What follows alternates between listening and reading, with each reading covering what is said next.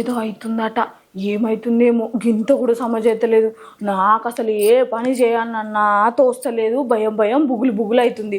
కాదుల్లా కింద ఏమో ఉంటాయట, రెండిట్లు ఉంటాయట. అది గిట్ల ఈడిపోవుడితోటే ఇట్లా భూకంపం వస్తుందట. వామ్మో, గీ ముచ్చట ఎరికైనా కాంచి నాకైతే బుగులు ఏమో పట్టుకుంది. వామ్మో, ఎప్పుడు పోతుందా ఎప్పుడు వస్తుందా అన్నట్టే ఉంది. నాకైతే భయం భయం అవుతుంది.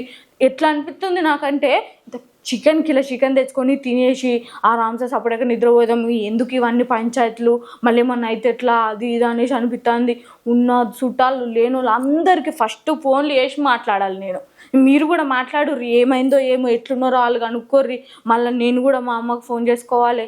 అగో ఎందుకు పోరి ఫోన్లు అంటుంది, ఇది అంటుంది, అది అంటుంది అని చూస్తురా గాడ. అప్పుడు మనకు ఈ తెలుగు రాష్ట్రాలలో భూకంపం వచ్చింది కదా, అందరు గుండెల చేతిలో పట్టుకొని ఉంటుంది. ఇక ఇప్పుడు మయన్మార్లో కూడా భూకంపం వచ్చిందట. పెద్ద బిల్డింగ్ ఒక్కటేసారి భూకంపం వచ్చుడితోటే ఇట్లా ఊలిపోయింది. వామ్మో, అది తెలిసినప్పటి సంది ఈడెప్పుడు వస్తుందా, మళ్ళీ నేనున్న ఇంట్లో వస్తుందేమో అని ఒకటే బుగులు పట్టుకుంది నాకైతే.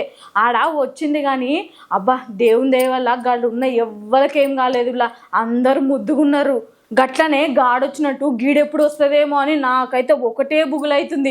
నా మనసు అంతా చికెన్ మీద కొట్టుకుంటుంది. ఇంత చికెన్ తినమంట ఎటైతే అట.